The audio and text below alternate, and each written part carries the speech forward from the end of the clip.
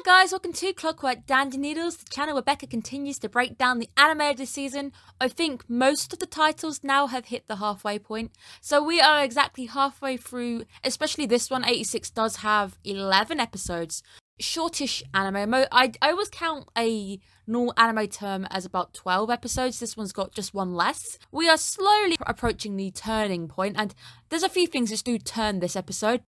Make sure you guys are subscribed because there are some new content coming your way. I have started just having a little peek at what's coming next season. It does seem to be a quieter season, so I may take the decision just to release 4 instead of 5 just because the channel isn't doing so well. So I think I might just limit the work I'm doing and just release 4 instead of 5, maybe even less depending on how things go. There is a Discord for you guys. Lurk and you get notified whenever videos go up on the channel to your phone. This is also a place where you get notified of delays. There is a delay over the next few days, so things are being pushed around a little bit. For more information on that, that is all on a Discord channel. So let's get to it.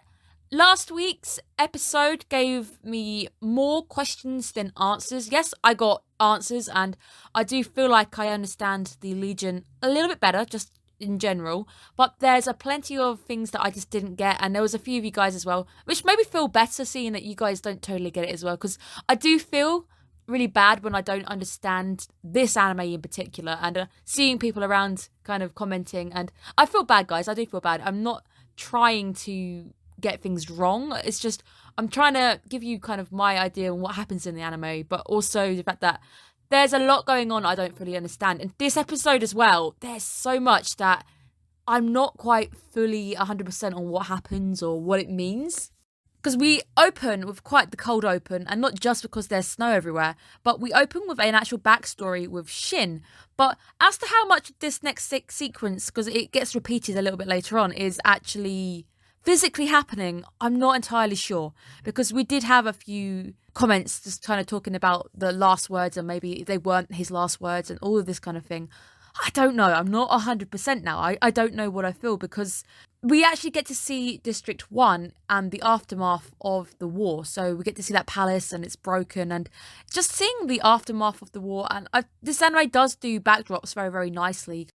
It feels like a proper town. It feels like it was livable at some point, and obviously we see it in its heyday later on, but actually seeing it destroyed and seeing Shin looking for his brother, looking constantly to see where he's gone, actually walking through the streets and just seeing the broken church. The lighting in this sequence is absolutely beautiful. The moon being that yellowy greenish colour, meaning that something is a little bit off, something isn't quite right in a sense, which also leads me to question what I'm seeing on screen. But it's those war-torn streets, the piano at this point as well, the solo, the light tinkling on the piano. It's just a Sawano's personal little touch, because anything piano-wise literally comes from him. He is the one recording at that point. The lighting on the church, where we actually see the fallen wreckage of Shin's brother, the drone he was piloting. This, I feel like this bit here was a bit more fabricated, because if this is Shin trying to remember, he might elaborate on a few details. A few details might not quite be right. To him, when he found that drone in the snow, it probably did feel like the world was lighting its way to him. He had finally found the target at the end. We do get to see hints of Christmas this episode, so we know that San Magnolia and the people of 86 do celebrate it, so we see them celebrating slightly different, because we see more San Magnolia in ruins, so we know there was a tree, we know they do kind of celebrate, but we do get to focus in more on the 86 celebrating Christmas. But then seeing the corpse seemingly missing, so I don't know if it's just a head, because I know we were saying last week we weren't entirely sure if they were just scanning brains or they were actually removing them. That some people trying to say it wasn't as gruesome as I was thinking. And I really hoped it wasn't as gruesome as I was thinking. I'm not so sure now, because it's not stacking up well if there's bits missing. So even if his brain was intact, they apparently seem to have actually lifted that brain and made him a shepherd. So it's definitely confirming that his brother is a shepherd. That also explains why he's hearing him from long distances. I am starting to think it is maybe stacking up to the point where they might be doing something a bit more creepy than we want to believe. getting another backstory. So we do start with a lot of little backstories, and this backstory was just a major red flag for me. I didn't trust it just because of the way that last time we had a little backstory like this, we had a death. And yes, I had reason to doubt this sequence. This backstory, we get to see the units all meeting up to celebrate what I think is they've got Sakura, so there's Sakura all around them, but there's also a Santa in shot. So whether they're celebrating Christmas and there's also flower blossoms in the way, because I'm pretty sure blossoms are normally a spring thing, so it normally happens end of March into April. Not quite sure which season we're in and what we're actually celebrating, but nonetheless, we have the units all coming together to celebrate something. At this moment, I'm going to read you what I put. So I did actually say that how much I really loved Daya. The anime knew he was one of my favourite characters. I told you initially when I first saw him, I liked Daya. I really liked him. And, well, whenever I like a character in anime, generally speaking, that anime character turns out to be a villain or they die. And in this case, he died. It's just fantastic just seeing how honest he really is. Like, everyone knows he likes Anju. She pretty much knows he likes him. And even at the end, we get to see that it really was a mutual thing. They both had these kind of feelings for one another.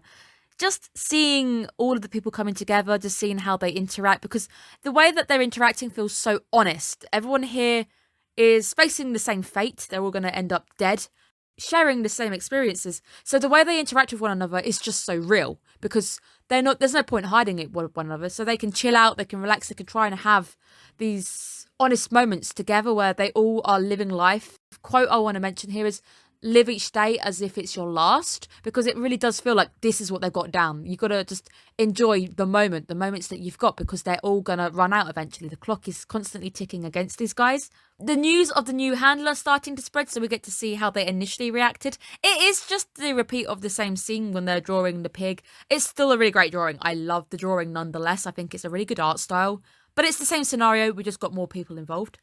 It's our moment of calm. We get to see our units interacting with one another. Daya and Anju really are just a cute couple when we see them dancing together. The Sakura making such a beautiful backdrop for everything. And again, the dance as well, making me go, oh, they're so cute. And we know what's about to happen. It's just a red flag. If anything, I think I didn't really calm down and relax with the sequence as much as I should, because I knew what was coming. I knew something bad was happening. We then get a bit more of confusion piling up to my many questions from last week on Shin and his headlessness, the Headless Reaper looking for their head. The background, if anything, behind the Headless Reaper's mark, the Undertaker itself. It is Shin's brother, so again, Shin's brother ends up without a head. But Shin does, again, go to remove his scarf, which we saw last week. It looks like he's got a head on his body that shouldn't be there, because the way that the stitches is, the way that cut is, it looks like somebody's either slit his throat or it looks like he's had his head removed, and that doesn't bode well in my head, because I'm starting to jump to conclusions like maybe it's his brother's head, but we've seen what his brother looks like, so it's impossible to be his brother's head. So little things in my head starting to play tricks on me, if anything, because last week we even heard that I'm dead, maybe I died already. This sequence just really confused me, because I was like, so is he a zombie? Is he actually back from the dead? Did he physically die? How is he alive? How did that all happen? The transition now into the future, back to reality, back to the present moment. This essentially being a 4-month gap. It's really nice. I like the way it's done. It's basically the same place, just different people. And we know many of the faces of the people who were there are no longer there anymore. We're about to lose 2 more. We go straight back into the action, and then the anime decides to kill off my favourite character. To be fair, I don't think many characters in this anime in particular are safe. I personally believe that Shin is definitely going to die. I think his head is definitely back on that chopping block, so maybe he'll lose his head for the second time. But it is a very sad moment. I didn't actually cry. I feel really bad to say that. Normally I cry at everything. I didn't cry when I saw Daya end up dying, which is bad because he's my favourite character.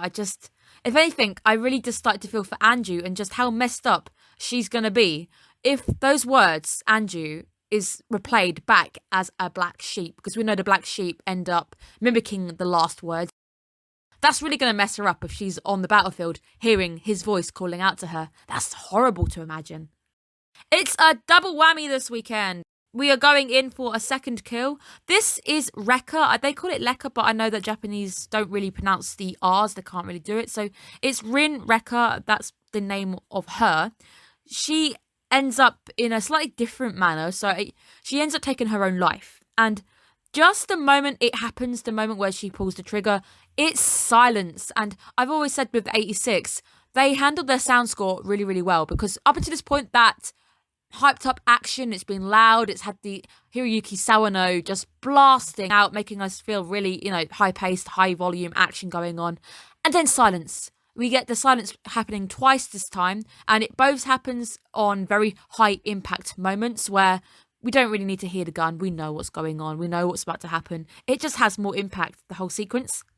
But death by your own hands, just ensuring that she never gets brought back as a black sheep. That's one less person for Shin to have to finish off, which is quite nice because I do feel bad for Shin having to finish all his own team off.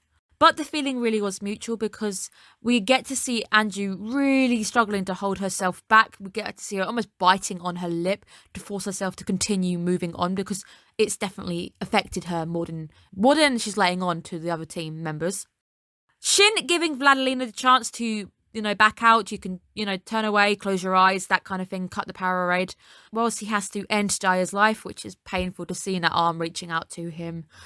That moment was actually quite a nice one because he's trying to give her the grace of just turning away. It's like, you don't have to sit through this, but because we saw that turning point for Vladilena, last week was a big turning point with her. Finished the war before the term for the Undertaker was up. It's no turning back at this point. She chooses to continue listening.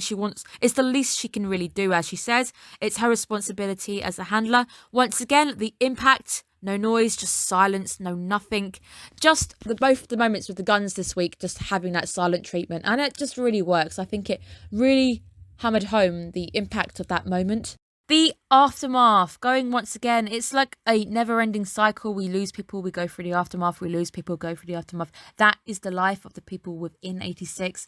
The aftermath of losing some more friends, we just simply have to try and continue, keep moving forward. We're going to play some darts, trying to hold it together. Anju struggling, but she is trying to keep that brave face to all the friends around her.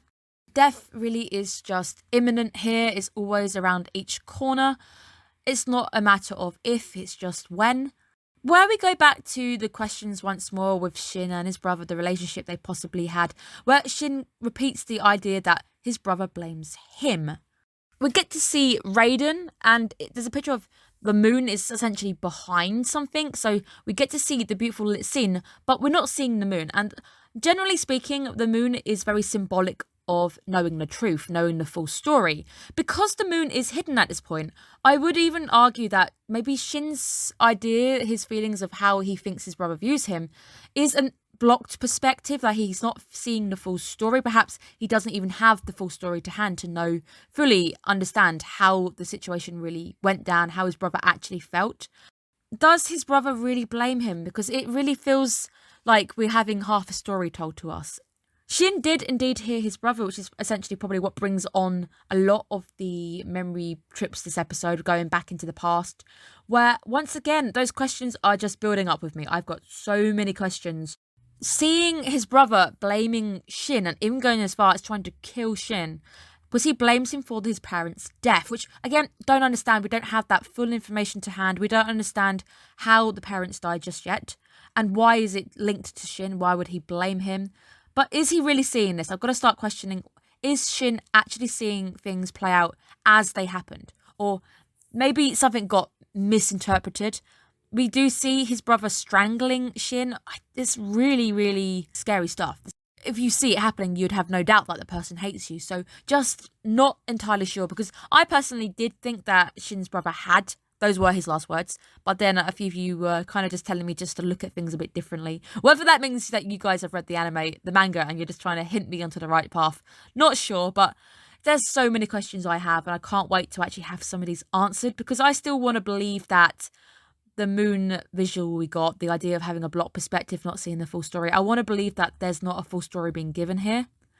Vladilena's birthday, things between Annette and Vladilena really are starting to feel more and more awkward. The sequences with the two just feeling so awkward, because Annette's like just the way she feels. Obviously, she feels the same as everybody else within San Magnolia. Just the dark comments she makes about cutting open the Undertaker's brain, all of this, even though she knows that Vladilena cares, it feels really painful. And if anything, when that bell starts to ring and she has to run away to do the raid, it's almost like she's saved by the bell, and I'm actually quite relieved that she's able to kind of get out of there because it felt really uncomfortable. We see a new challenger in the matchmaking battle, which is trying to give us a bit more of a comic relief.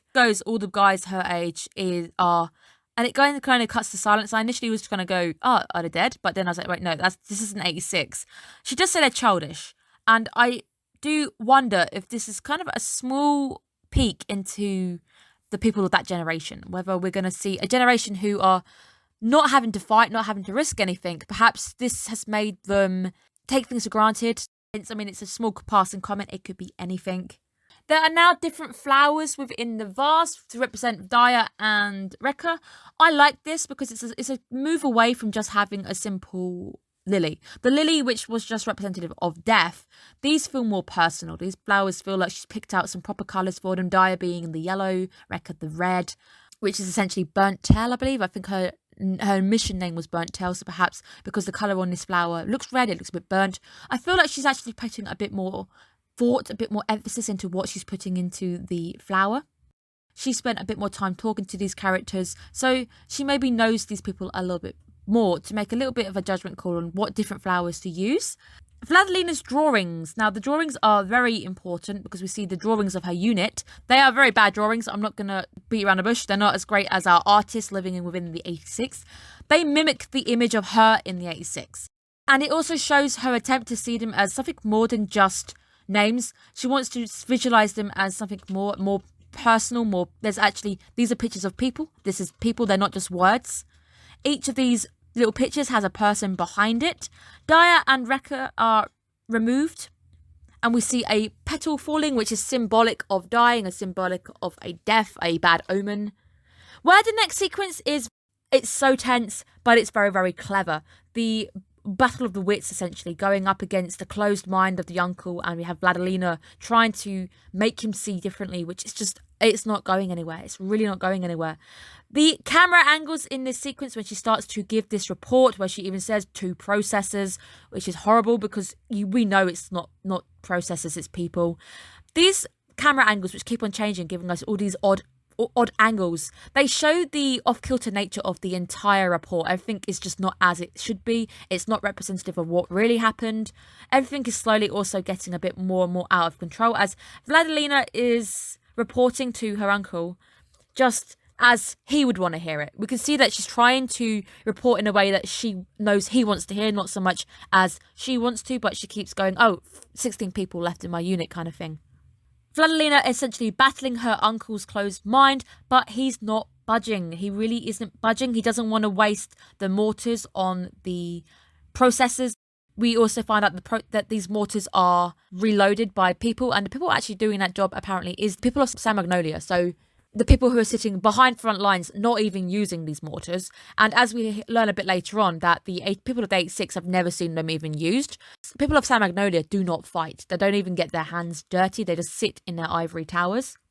He just simply doesn't want to waste materials on what he doesn't see as people, which really is painful because it also doesn't seem logistically correct from a commanding standpoint. Obviously, battles cost money, they cost lives, they cost time, and, well, we know they don't really see the life cost at this point, but it still must be money and it must be time. So not trying to use better weapons on the front line, it feels like a really bad strategic call, even if he doesn't want to help these guys out. These guys are still keeping the enemy at bay. These guys are the reason why they're not losing people of the San Magnolia. It really feels like very backward thinking, which doesn't almost feel correct, even if you were trying to deny somebody their right as a human. The light in this sequence when we see the uncle is very, very bright. It stops us seeing outside. It stops us getting a clearer picture of looking at the world as a whole, seeing everything. So he is within the window, so he's behind a wall, essentially. He is closed off. He's not looking on the outside. He doesn't care about what's going on the real world on the outside. He does say the 86 can be replaced, which is actually incorrect. The 86 cannot be replaced because eventually they're all going to be wiped out. You're going to run out of people. They're not going to have a chance to even give birth. They're not going to have a chance to do any of this because you're just killing them off. So this, again, just feels like really bad reasoning. Like, are you really going to have no one in these drones at the end? You may believe the battle is going to be won in 2 years, but you seem to be getting through people very, very quickly. The new mission that the uncle presents is surely just going to lead us to yet more death. We are not even going to bother with replacements at this point. And he does say that there's no time, we must destroy this new base. Then he does the thing that I really hate. He does the thing that I hate where he plays on Vladilina's care for the 86, the people of 86, where he says, you want to save them, don't you? So you just got to go ahead. You've got to destroy this base because it's going to save them. Image we get seeing the spear, which looks like it's being held up to her throat. Obviously, the mission is spearhead, but it more looks like she's being backed into a corner, being forced into a situation where she has no choice. There's no maneuver room. She has to agree. Being held almost at a knife's edge. Vladilina can't say no. She has to do it. There's no option but to accept. The new mission indeed will be resulting in death. Vladilina now keeping her fallen units in a box. This again mimics how Shin remembers the fallen members of his team. He cuts out the images, the marks on the drones, and he puts them in a box to remember them. He continues their name. He brings the names on the little pieces with them as he goes. It's the same as exactly what Vladilina is kind of doing. She just hasn't written names on. She knows all the pictures for who they are. Shin is fully aware that this new mission is simply just going to be a trap, but the new base definitely needs to be sorted. We need to get rid of it. The symbolism of the cat on the rocking chair within the shadow of the window being reflected upon it, just showing us the idea of the trapped nature, again within a cage, the idea of visually seeing the toy, which is representative of being innocent, childlike, which is the 86. They're in a cage, trapped, and they're going to be forced to fight, where they simply go back into saying that they've never seen those mortars used. San Magnolia just not fighting, not even getting its hands dirty. The call at the end. Oh, you're tugging on some heartstrings here. Shin calling Vladilina because he detects her being on edge just from audio, just from tone. He could pick it up just by hearing it, and this is just an ear for detail. It really is. The fact that he seems to be concerned, and it's just showing a concern for somebody, where he tells her to go and eat sweets, which gives us a nice little link between Shin and his brother, where Vladilina tells him about the time where he gave her chocolate. And I'm starting to wonder if Vladilina is going to be the missing link that might help save Shin. More like save his perspective. I know that he's probably going to die, but I think it's more like he's going to learn the truth before dying. So he's learning from Vladilina that he smiled while saying that when he was talking about Shin. Is the fact that Vladilina maybe saw the real brother, the way that he was talking so fondly about Shin, is this going to be our missing link? Is this going to be the link between showing Shin that, no, your brother didn't hate you, he doesn't blame it all on you? I might be reading a bit too much into it, but I do want to hope that there is hope in this situation, that there really is just more to the fight, the fact that we're seeing them pinned up with one another, fighting at odds, almost trying to kill each other. I just want to believe there is a bit more to this situation. So maybe Shin doesn't really know how he actually felt. At the end, Vladilina receiving the heart on a chocolate, starting to hear the heart rate rising, perhaps starting to develop some feelings for Shin. That's going to make things even more painful when the inevitable happens. But it is a great way of ending the episode. So many questions, guys. I feel like every episode I have more and more questions, but no answers. And we have 5 episodes to go. I don't know how we're going to wrap. I think we're going to end on a cliffhanger. I think there's more material than there is than 11 episodes worth of anime. So I believe we might end up on a painful cliffhanger. Do I think it's going to get a season 2? Yeah, I think it might. I think it actually might. I think it's been quite popular. I think it's getting quite a nice result. I think it's 7.7 on Mal, which is a pretty decent reaction anyway. So I do think we might end up with a sequel, which I would be happy to watch, definitely very excited to see, because I don't think we're going to be able to get all these questions wrapped up in 5 episodes. I also don't think it's going to end very well. So to have more impact, you're going to have to use a bit more episode time to build up the impact at the end when the inevitable does happen.